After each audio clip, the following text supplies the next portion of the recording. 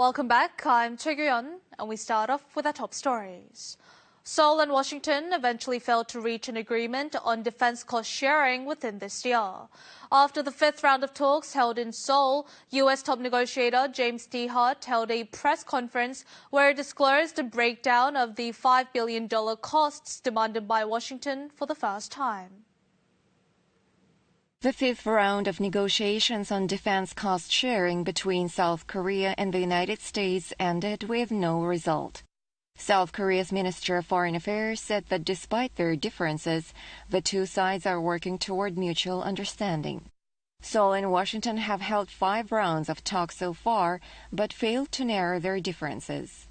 After the talks, U.S. top negotiator James DeHart held a press conference to disclose for the first time the breakdown of the defense costs. He pointed out that a very important item such as rotational deployment was missing in the list of defense costs.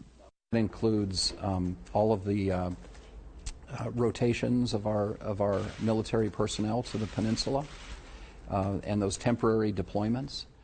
The U.S. official said Washington is pursuing fair and equal cost sharing not only in Korea but around the world, and insinuated that Korea must pay more. However, he added that this requires consent from the Korean public and parliament. What we want is an agreement that will be supported by the National Assembly, and also an agreement that will be welcomed and supported by the people of the Republic of. James DeHart said the amount of defense costs demanded by Washington could be modified. He also stressed that the contract period of the Special Measures Agreement should be extended from the current 1 year.